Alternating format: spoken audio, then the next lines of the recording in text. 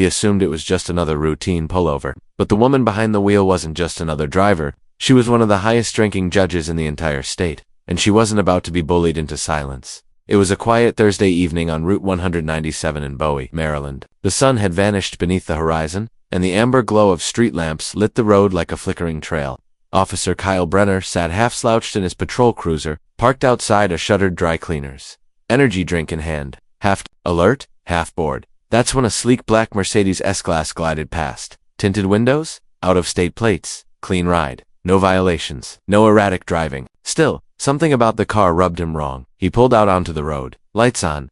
No siren dash yet. Seconds later, he hit the switch. The Mercedes slowed and eased to the shoulder near a gas station without any resistance. Inside was Monique Grant, mid-50s, sharp-eyed, still in her judicial robe. She hadn't even changed after speaking at a justice reform panel. She was drained and not from the day, but from the years. Years of watching change promised, but not delivered. She rolled down her window. Before she could speak, Brenner approached. With flashlight raised, license and registration, he barked. Her voice remained calm.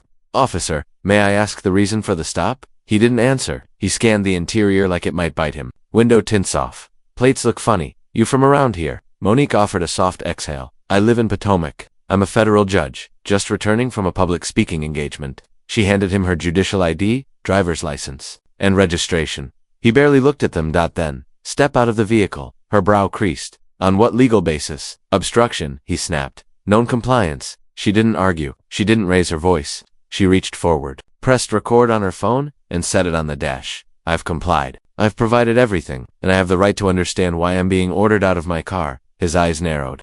"You want to do this the hard way?" She said nothing. Across the street, under the neon hum of a 7-Eleven, a young man lifted his phone and began filming. Monique noticed it wasn't comforting, just familiar. "Step out now," Brenner shouted, "or I'll open the door myself." "That would be unlawful," she replied steadily. "You know that?" He reached for the handle anyway. The moment his hand brushed the chrome, her voice cut through the air like steel. "Officer, this is being recorded, and you are now in violation of protocol." His hand paused. Not out of fear, but because something in her tone didn't waver. It commanded. It rattled him. "I told you step out." "You're escalating," she said evenly. "I am following the law. You are not." He pulled. The door was locked. He slapped his palm on the glass in frustration. "Open the door, ma'am." No one word, no tremor, no fear, just final. Across the street, the bystander called out, "Yo, do you even know who that is?" Brenner didn't turn. Into the radio, requesting backup. Drivers uncooperative, possible false ID. Monique's dash camera picked up every word. She stared back at him with a calm that shook him more than defiance ever could. "You've just falsified a report," she said. "That is abuse of power. You think you're above the law." "I am the law," she answered. A flicker in his eyes, annoyance, maybe recognition. "You people always think you can talk your way out." Her grip tightened on the wheel. "You people," she echoed. No reply. He stepped back, maybe to think, maybe to regroup. Minutes later, another cruiser arrived. 2 officers stepped out, one young, the other a seasoned sergeant. Brenner jumped in. "She's difficult. Might be using fake ID. Keeps throwing legal talk." But the sergeant wasn't listening to him. He looked at the car, the judge, the phone, and then he muttered, "I know her." Brenner froze. "What?" The sergeant waved him off and approached the window. "Judge Grant." She nodded. "Yes, I'm Sergeant Rick Harlan. I apologize for the interaction. Are you okay?" "Am," she said, "but I haven't been told why I was stopped." "Your officer tried to open my door without cause." Harlan gave a slow nod. "Understood." He turned to Brenner. "Step away. I'll handle this." "But you've said enough. Go sit in your cruiser." Not a suggestion. Even after the scene de-escalated, something in the air remained taut. Like whatever had just happened couldn't be undone. Inside his cruiser, Brenner sat tight-lipped, his body cam still rolling, unaware that footage from that night would travel far beyond the department's review board. Outside, Judge Monique Grant kept her eyes on the road ahead, still calm, still in control, because power doesn't always need a raised voice. Sometimes, it just needs to say no. "I'm truly sorry about what happened," the sergeant said again, his voice even. "We'll make sure this is handled properly." Monique didn't nod. She wasn't ready to move past it, not yet. "I told him who I was. I gave him my credentials. I asked a legal question, and he responded with a threat of force. That's not acceptable." "You're absolutely right," Sergeant Harlan replied, "and it will be written into my report word for word." Monique finally lifted her phone from the dashboard and tapped the screen to stop recording. Her face remained calm, but her fingers trembled just slightly, enough for her to notice. Harlan noticed too, but he said nothing. "Do you want to file a formal complaint now?" he asked gently, "or would you prefer to follow up tomorrow?" "I'll take care of it my way," she replied. "You'll hear from my office."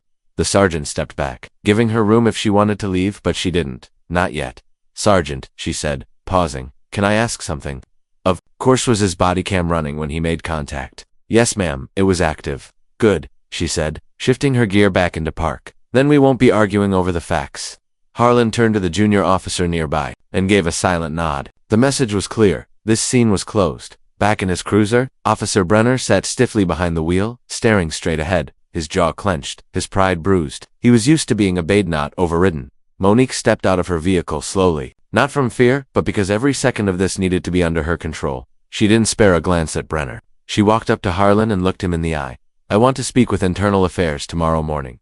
First thing, yes, Judge. And that body cam footage, she added, it'll be preserved, I guarantee it. Across the street, the young man from the 7-Eleven still stood watching, phone still filming. An older woman in scrubs had joined him, arms crossed, eyes tight with worry. Monique turned to them and asked plainly, you got the whole thing? The young man nodded. Yes, ma'am, every second. Good, keep it, she said, just in case. She returned to her car and drove off. Harlan turned to Brenner's cruiser and opened the passenger side door. Out. Brenner didn't move right away. She was smugged, he muttered, like she knew she was untouchable. She was lawful, Harlan replied. You know the difference, or you should. Same thing nowadays, Brenner muttered bitterly.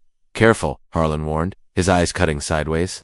Bet Mike's still recording. They walked toward the rear of the station in silence. When they reached the back lot, Harlan finally spoke again. You've already been written up twice this year, Kyle, for being thorough.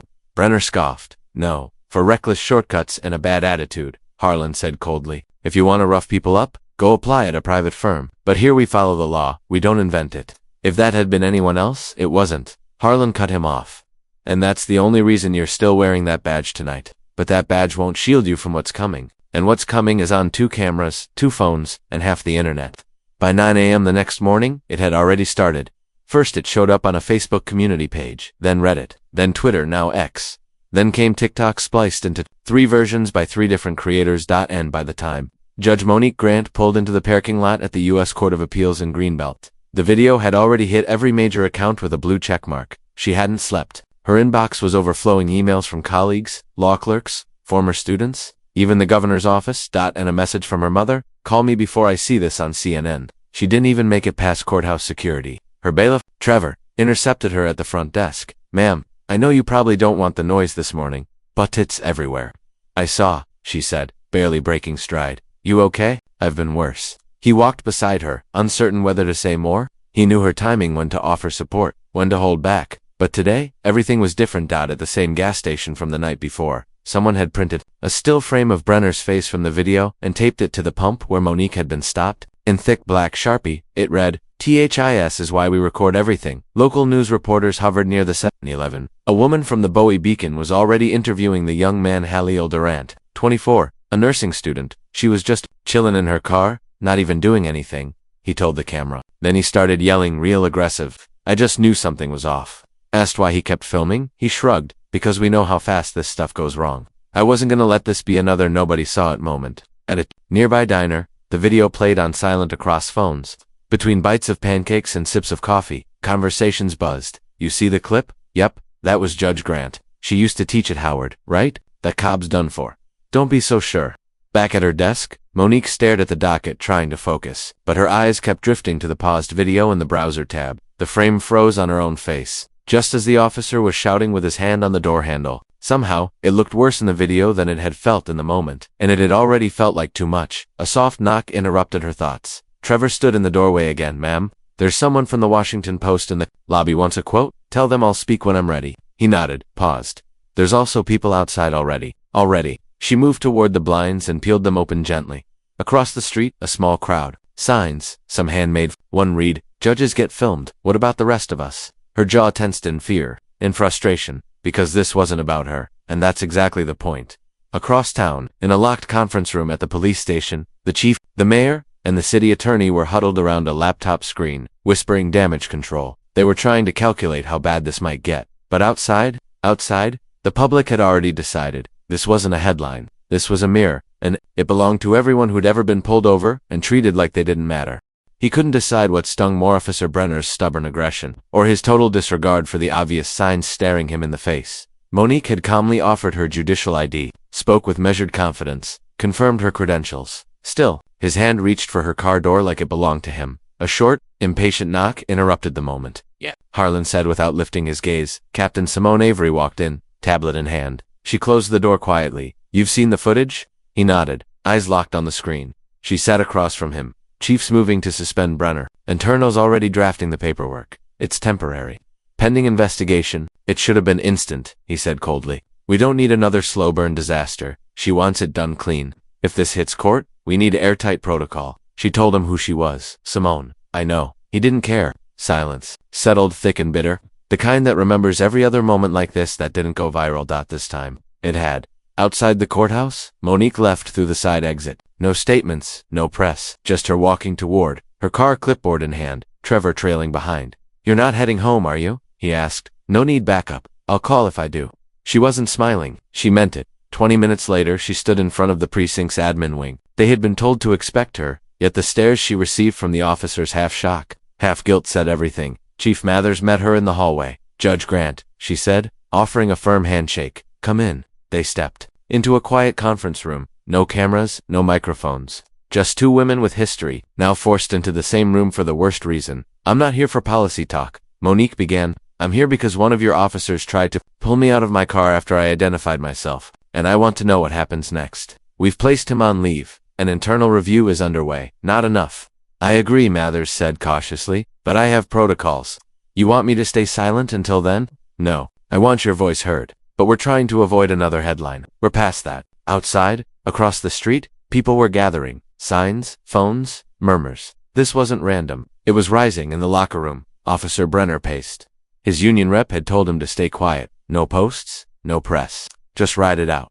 But he couldn't. Help scrolling #Judge Grant #bodycam truth #Brenner unmasked. His face was everywhere. So were his words. "You people always think you can talk your way out of this." He didn't even remember saying it. Or not with that tone. But it was there. Captured. Frozen. Then came the shift when another officer showed up and the energy changed. That moment was what everyone was sharing. The moment when authority met real authority. Quiet, legal, steady, and Brenner sidelined, humiliated. By nightfall, the footage had leaked at first surfaced on a police accountability blog, then exploded. On TikTok, the video synced his words to captions. "You people always think you can talk your way out." In a small Hyattsville home, Cora Lewis played it on a tablet for her grandson. "You see her face?" she asked. He nodded. "That's not fear. That's exhaustion. That's what it looks like to stay calm when someone abuses power and still pretend it's normal." He said nothing, just stared at the still frame of Monique Hand's, still eyes forward. In a newsroom in Silver Spring, producers debated the lead, focus on the cup. "No, it's about the judge's restraint." A third producer cut in. "It's both. It's what happens when a title barely protects you on, it still nearly goes sideways."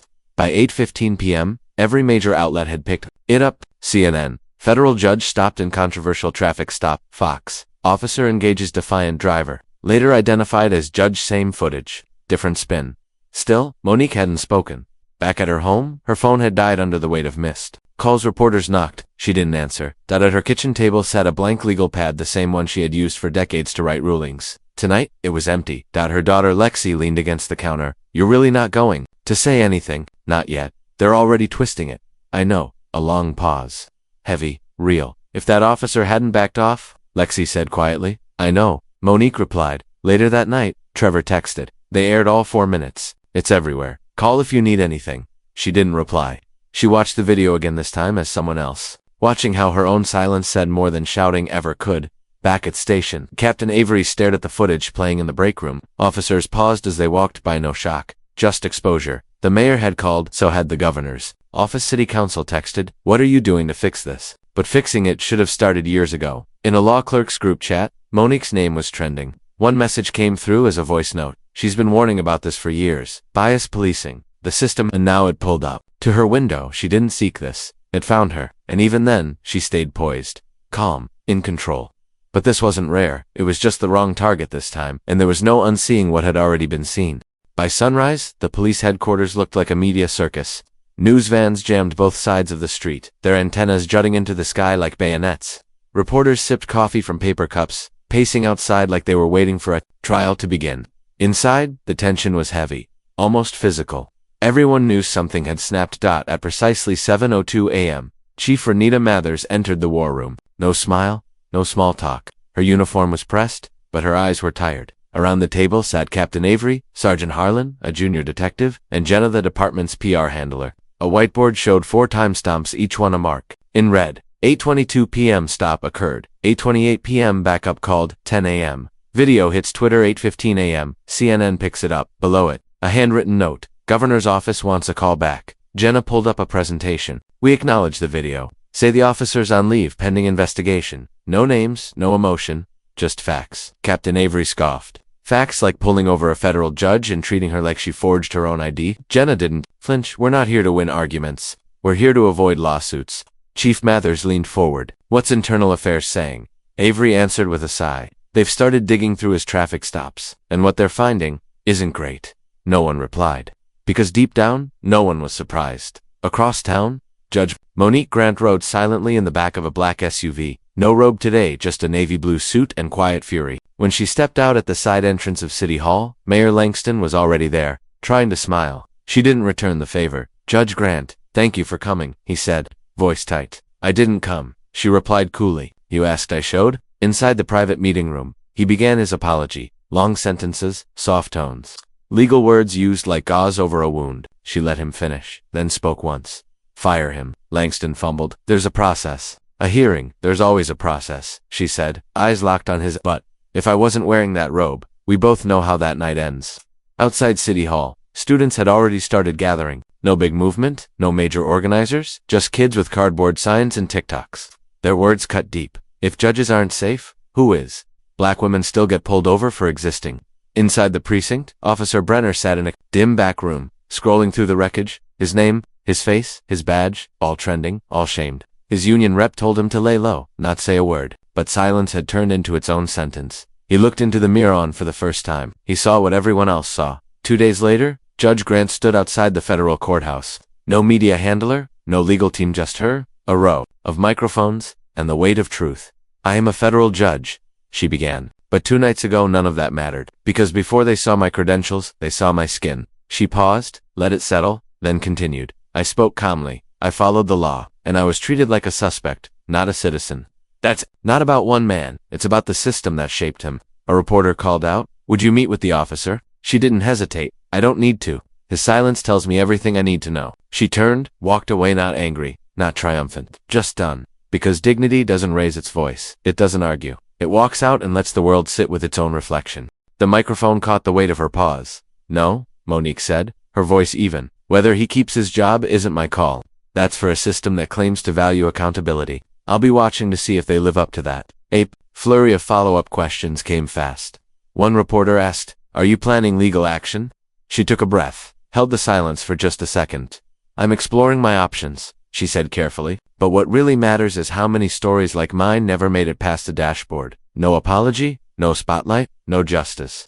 Outside the press room, the internet was already on fire. Videos from the press conference spread like Instagram reels, Twitter reposts, TikTok stitch edits. Monique hadn't raised her voice. She hadn't broken down. She'd just told the truth, and people felt it. Back at home, Officer Brenner sat alone, the television low, but even at a whisper, her voice echoed in his living room. He kept telling himself he hadn't gone that far. But with every sentence she spoke, his excuses shrank. In a DC newsroom, a news producer cut together a 30-second promo. Judge Monique, Grants.com. Resolve now, lighting a fire, law enforcement can't ignore. Meanwhile, the crowd outside, the courthouse hadn't dispersed. Some clapped softly. Others stood silent. One elderly man removed his hat and said, that was justice in plain clothes. But the real question remained. Who's actually listening? And who's just waiting for the noise to fade? Within 48 hours, the department launched a formal investigation into Officer Brenner. Internally, they called it routine. But everyone knew what pushed them. Public pressure.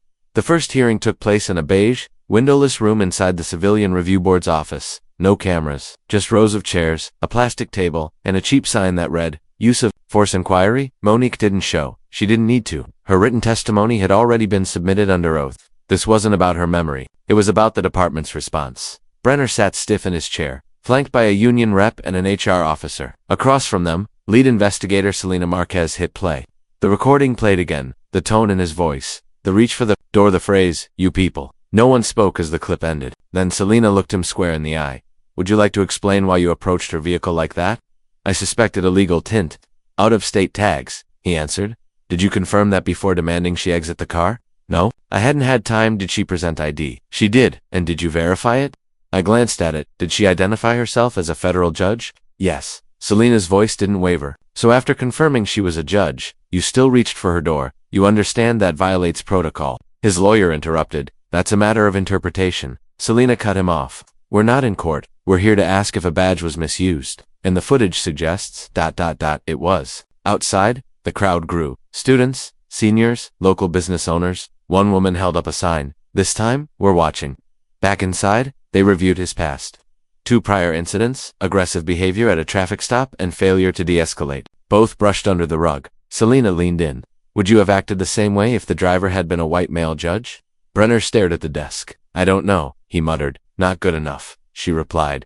The session closed. A decision on termination would come within 48 hours. That night, Monique received the update via email. She read it twice, not because she was surprised, but because of how fast the gears turned once the lights were on. She thought about all the others, those without robes, without cameras, without a mic to capture the insult. Mom, Lexi called from the kitchen. Did you see what happened outside the hearing? No, they brought donuts. From that bakery on Racetrack Road, officers handed them out, said it was a peace gesture. Monique blinked. Donuts. At least someone's listening. Lexi said. Monique nodded. Listening once isn't enough. Change isn't in gestures. It's in what comes next. 2 weeks later, Monique stood inside a high school gym in Greenbelt, facing students in folding chairs. No cameras, no media, just young people with questions. She didn't come to talk about the stop. I want to talk about power, she said. Not the kind in robes or titles. The kind you have when you decide what to speak up for and what to let slide. I did everything right, she continued. I followed every rule. And still, I was treated like I didn't belong. But I'm not here because of him. I'm here because you saw. And now, what will you do when it happens around you without the cameras? A boy raised his hand. What if no one listens? Monique walked closer. Then say it again and again. Because even if it doesn't change the world, it might change the person next to you, and that matters. Later that night, Lexi found her mother holding a letter from a woman in Milwaukee. Monique said she saw the video with her father. He'd been pulled over at gunpoint. No camera, no apology, just silence. What did she say? She said, when I saw your face, I saw my father's. You didn't yell, you didn't beg, you just stayed. That saved you. But it shouldn't have to, Lexi asked. Do you think anything will change? Monique paused, the weight of history on her shoulders. Change is slow, but moments matter. And this was a moment. That weekend, Officer Brenner quietly resigned. No ceremony, just a line on the city website. Personnel update, no apology. But the internet noticed. The footage remained online. The conversation didn't die. Monique kept speaking, not just for herself, but for every unseen face that didn't get a mic. Because for every viral video of justice, there are dozens of quiet harms, and silence is no longer an option.